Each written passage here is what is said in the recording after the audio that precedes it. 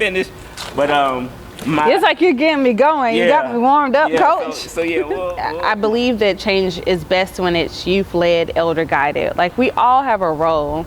And so when I said that I saw that the majority of elected officials were over 65, I don't say that from an ageism perspective. I don't know how much of the background you all see, but the sky is beautiful, all right? The grass is literally greener. Yeah. It literally is greener. Okay. The trees literally are greener. Okay. I'm in awe of them every day. Hello, welcome to another episode of the Tuskegee Tours podcast. Today I have the honor, the privilege, the pleasure to have Elise Tolbert here. If you don't know Elise, you've got to know some things she's done. She's just doing, and I don't get the opportunity to see Elise that often, but I see what she's doing behind the scenes, in front of the scenes, and there are people watching her in a good way, you know, seeing and appreciate it, because in Tuskegee, you know, there's some challenges for anybody that's watching, but Elise is from Tuskegee, born and raised, a Tuskegee University alum. She is the founder of a couple of great organizations, but Next Step Up, executive director, founder. She actually founded it while she was a student and is still running and operating. So Elise, tell me, thank you for taking the time. How you doing? I'm doing well. Okay. It's a wonderful day, very nice, warm, with a nice breeze. Yes. So I'm enjoying this. Okay. Let's start. I got some questions. Let's start with we'll start with Next Step Up. Okay. Okay. So what encouraged that? Why did you do that? I love that question. That's a great place to start because this really takes me from my transition from high school as a high school student at Booker T. Washington High School to becoming a student at Tuskegee University. Okay. So when I was in high school, I really wanted to get out of Tuskegee and go to like a larger city for college. Right. But my mother and father graduated from Tuskegee. I love the university. Okay. It's obviously, you know, an incredible academic institution and also a fun place. And so I really sat down with one of my friends and mentors who was a few years older than me. And I had a scholarship here. I had another school in another larger city that I was weighing. Okay. And he said, well, if you stay in Tuskegee, you could use your relationships here to do something of value. And that was a hard decision, but I chose to attend Tuskegee, and it was great. So my freshman year, I went into freshman year with that mindset that I wanted to do something. I ran for Miss Freshman under the campaign theme EMT. Okay. EMT is my initials, Elise Marie Tolbert. Okay. But it also stood for Emergency Merging of the Two Tuskegees, EMT. Say that again. Emergency Merging of the Two Tuskegees. Okay. And my campaign theme was like the EMT sign from like a emergency medical vehicle. Okay. And that's because I started to realize that there was this great divide between the university and the city that I didn't quite experience as a resident here. When I was in high school and middle school and even elementary school, I was on campus every summer for summer programs, and even throughout the year I was engaged on campus. So I didn't really see a division between the university and the local town as a citizen. But I started to see it as a student. And so once I ran for Miss Freshman under that campaign theme and had a lot of support and visibility pretty immediately as a student, I decided, okay, well, what am I going to do to execute that campaign theme? And the clearest idea that I had it became Next Step Up. Hey, I hope you're enjoying the conversation. Just want to take a little break. And I need you to do a couple of things for me real quick. First, I need you to go ahead and subscribe and like. So like this video, subscribe to the channel. What that does, that helps me bring more information and great interviews and conversations about Tuskegee that's ultimately the goal. So if you go ahead and like and subscribe, that would definitely help. The next thing is, if you are looking to tour and have an experience of Tuskegee and your organization, maybe you're a school, maybe you're having a family reunion, let Tuskegee Tours handle everything. We organize and facilitate your whole tour. It has been an awesome experience. If you check out the channel, you see other people that have enjoyed the experience, and you can too. If you want to get some information about how we can organize your tour, just look in the description and get some more information, and we'll be happy to give you that information. Other than that, I need you to go ahead and let's get back to the conversation. It became Next Step Up. And it's because I realized that the Tuskegee University students had been through the process of applying to college, had been through the process of graduating from high school and basically taking their next step, and that they had that skill set to offer. Okay. And I also realized that when I was in high school, I didn't even know how to navigate my next steps. And I had so many brilliant classmates who just needed mentorship and guidance.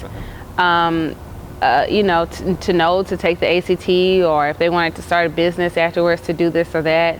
I had some friends who were like drug dealers in high school who said, hey, I'm just going to do this or just do that after, you know, high school. But I think it's because they just lack guidance, mentorship, and understanding of where they need to build on their strengths academically. And wait, now I'm gonna jump in on this. Wait a minute. Tuskegee, city of Tuskegee, where the educational per capita is higher than a lot of other places, didn't have mentorship for their high school kids. Yeah, wow. I mean, when you think of it that way, right? Like, that's like, why didn't this already exist? Yeah, I went there. You really did. Yeah, and I think it just is a matter of taking, of someone being able to identify a gap and identify a solution. And I mean, there are other communities that have challenges, so it's not necessarily put Tuskegee out there. No, but we also had the infrastructure to do more. Right. So I started Next Step Up, and I mean, like, no money or anything, just desire to do it, and God's blessing, I would say, because immediately at our first meeting we had over 50 Tuskegee University students. Wow. I thought it wasn't even our meeting. I walked out the room. I didn't reserve the room properly. I walked out, I said, dang, someone else got the room. Someone came running behind me. I mean, it was a packed auditorium. I remember being on campus, and like, if you got 10 people to something, like, you doing something, unless it was like fraternity or sorority related. Yeah, and it was actually probably over 50. It was like the engineering room, like auditorium. They had this one really big classroom, and the room was absolutely packed. And I said, oh dang, someone else got the room, because I didn't formally book it. I walked out and I left, and my friend came running behind me and said, Elise, where you going? That's your meeting. I said, wait, that's my meeting? I was like, oh man, I'm glad I wore good clothes. I literally said those exact words. But yeah, that's why I say God's blessing, because we started off successfully. Okay. And I mean, I just say that humbly and thankfully. So many students at Tuskegee University gravitate towards the mission, and they've continued to do so for the past 13 years. This is our 13th year. 13 years. Yeah. Wow. Yeah. Wow. And so, like, the core is that we're about youth development and growth. We provide free mentoring and tutoring to the high school students. And then we do a lot more that I could talk about too, but that's like the core of what we do. So let me back up. You know, anybody that say you can't get college kids to commit to mentoring any kids, college kids are focused on getting a paper, getting a degree, and getting that paper when they leave. They ain't trying to do anything to help for real. Not that many. So how did you manage? Where was the motivation? And for 13 years, how are you still getting people that want to mentor? I think it's the mission. Honestly, the mission is very clear, and people gravitate towards it. A number of the students who come here do have a service-oriented, like, desire and heart. And so, I mean, my executive board members, which are Tuskegee University students, the president, the vice president, the secretary, treasurer, committee heads, they have for some years worked it like it was a job for them, you know, giving their all to it. And it wasn't a paid position. It's been volunteer based and volunteer run.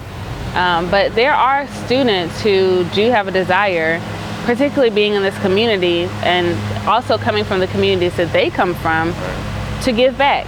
And those people who do desire to do so have gravitated to this organization. Let's talk about Macon County Youth Council. Did I say that right? Macon County Youth Council, yes, yep. The Macon County Youth Council. I'm too old to be in a youth council, so I thought that was amazing. I wish that was something when I was on campus and when I was active in Tuskegee. But tell me about what translated into the Macon County Youth Council.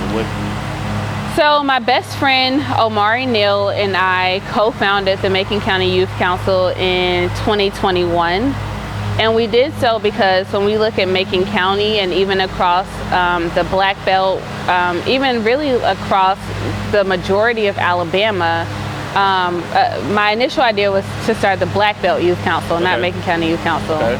Nonetheless, when we look across Alabama, when we look across the Black Belt and also Macon County, we realize that the majority of our elected officials are over 60 years old. No, not that. Never that. Yeah, they are. Who would have thought it? Who would have thought, right? I mean, I would think that our leadership would be more intergenerational. Right. But I mean, I know, and I know that these 60-year-olds just make an extra effort to encourage young people to run for office. And I'm being sarcastic. I wish you were not being sarcastic, because I would love to be under somebody's wing, learning and growing. Well, we need to talk about that. Yeah, leading and doing what, you know, like initiating things. So wait a minute. Now we're gonna hold on the youth council. Now you did put your name on the ballot. Yeah. So we can talk about that for a second. You did take the initiative to run. I don't know if that's something still in the future, but you did put you decided to do that. What encouraged that?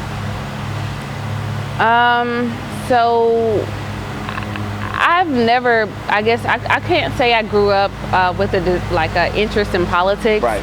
My background is in environmental science, environmental health, and public health. And I spent a few years working at the Environmental Protection Agency in Washington, D.C. Under the transition between the Obama administration to the Trump administration. And under the Trump administration, there was a time in which the Environmental Protection Agency had like a $0 budget allocation. It didn't end up, that way. Congress voted and approved a budget, and the organization was able to operate. But that's when I really learned about the importance of Congress approving budgets, and about the importance of public policy, and how public policy translates into how we live our lives. Like, how government facilitates our ability to prosper and or not to, and how it dictates who prospers and who doesn't. So that's where I first became interested in public policy as a tool for public good. My goal is all about public good. So for the past several years, I've worked on and continue to work on federal policy. Basically, doing whatever is necessary to get it passed. And I've fought for these big bills that have come out over the past few years, like the COVID Relief Act, the Inflation Reduction Act, the IIJA. All these bills that have come out, I've been working on a national level to get those.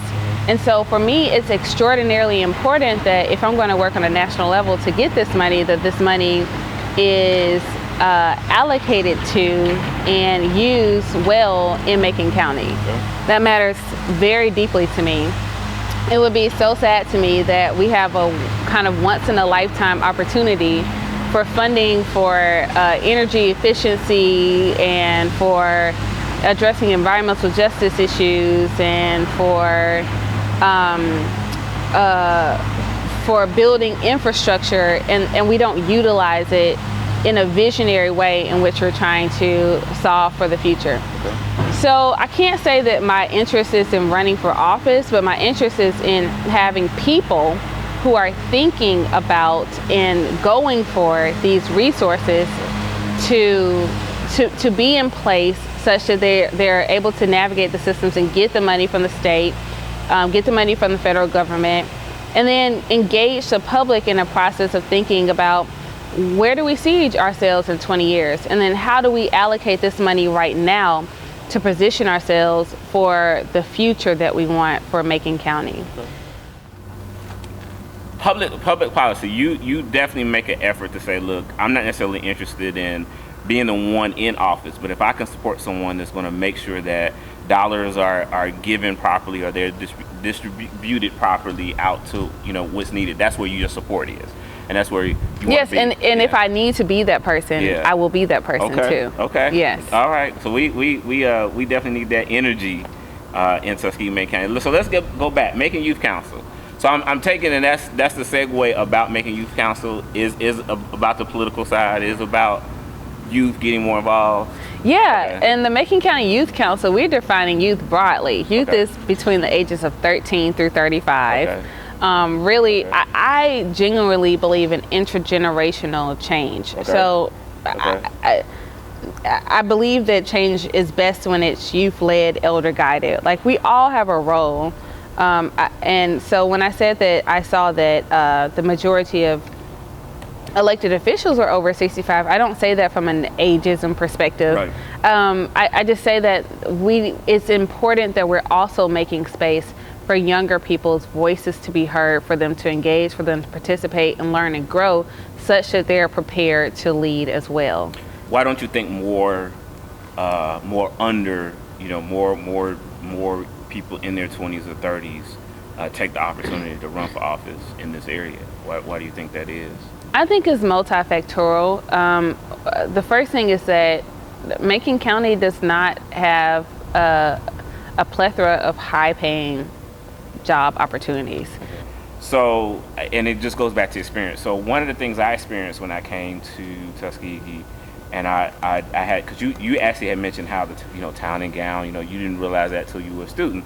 Well, I'll go back to stigmas and rumors and so you get here and it was like, well, don't deal with the locals because they're dangerous. And I'm sitting here like, okay, this is I don't know if that still happened when you were on campus, or if that still happens now. But it was like, okay, now I'm from Chicago. I had like there were some guys that came from my hometown who just acted like something different. I'm from, like, what in the world? So you get people that just want to act. I'm from my hometown. Da da da. But then when I started getting in the community, I'm like, I got some. There are beautiful people in Tuskegee. Yeah. And I'm like, what is this thing? And then, of course, I had the opportunity to talk to some of the people in the police department, and some of the people. They actually said that people came from my hometown, from other hometowns, who were in trouble and came to Tuskegee to hide out. And but I guess I wanted to ask you, because I didn't know. It's been a minute since I've been off campus. I don't know if that's still there. But how did that affect you or make you think when you heard people talk about all the locals? And it's just like, well, wait a minute, you hadn't been off campus. Mm-hmm. You don't even know. And then a lot of your local population work for the university. Some great people. Right. So what were your thoughts on that when you first heard that? It was surprising to me, and it was surprising because I think of my mother, who is a positive contributing member of society to the world, and who's a local resident in Tuskegee, and my father, who runs an automotive business and has serviced the cars of so many students over the years and residents, and my sisters and my brother and myself and my church members and people I know. So my experience in Tuskegee, each person's experience is defined by their environment and their connections and their level of privilege or access or whatever. So I get that.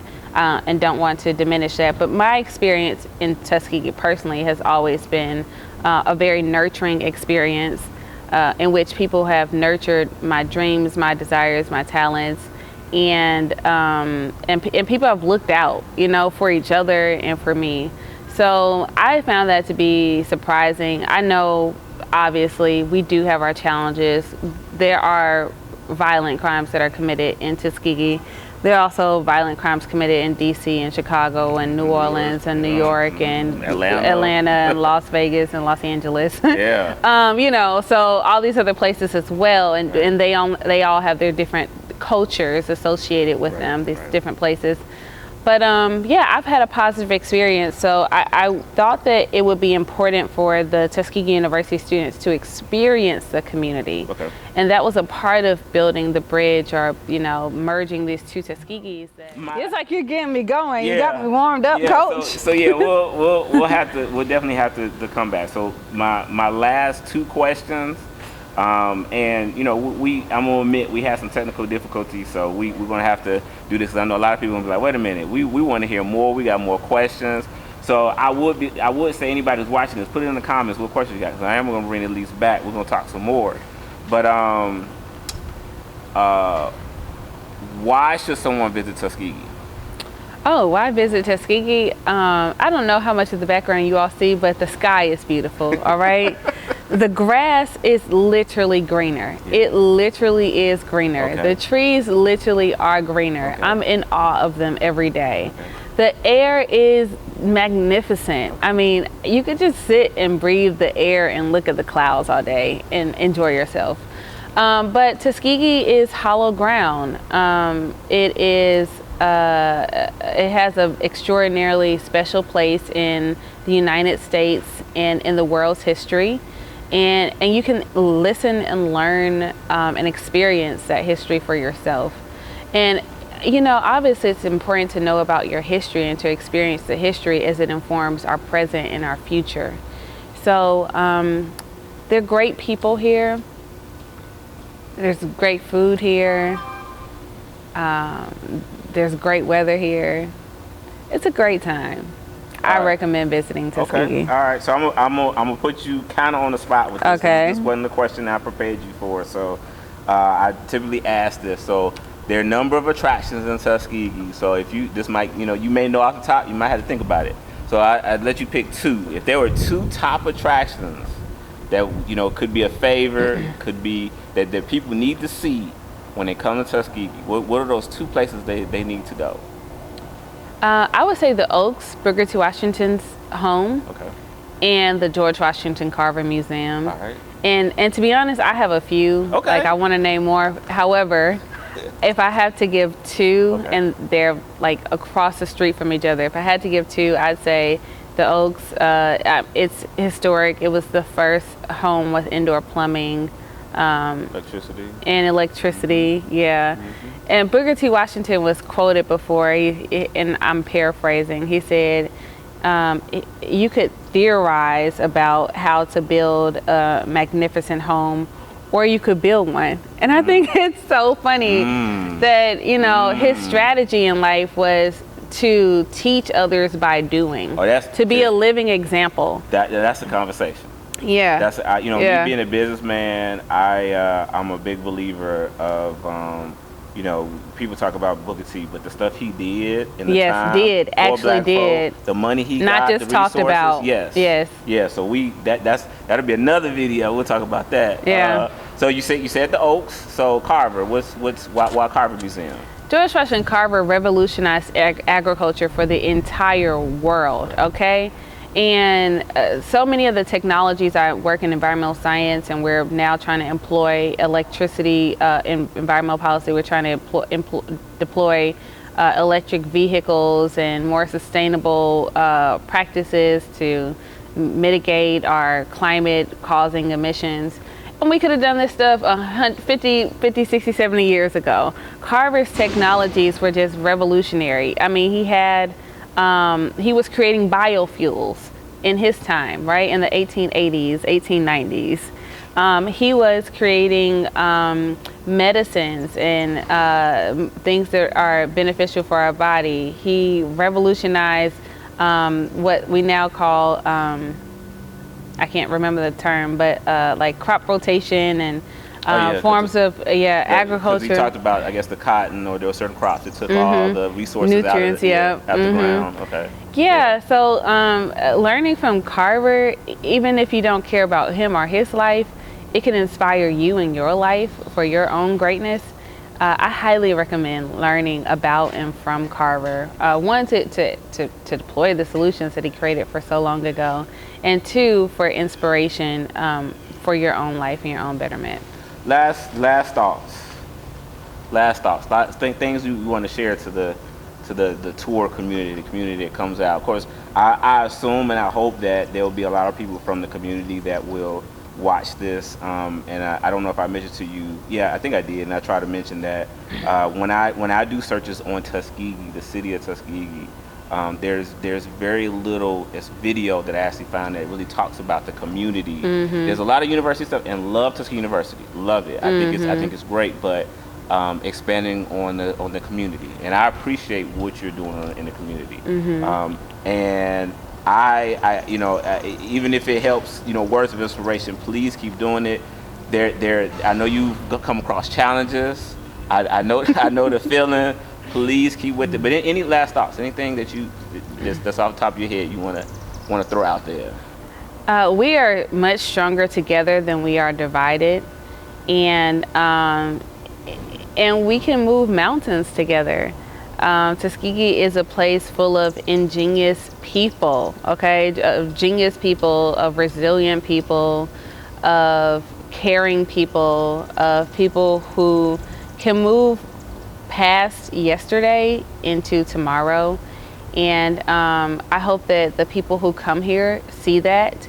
And I'm just excited to work with the people here on the ground as we enjoy where we are and also plan for where we're going for the future. Elise, thank you so much for your time. I look forward to the part 2 when we come back. Okay. But I really appreciate it coming out of your busy schedule to take the time to do this.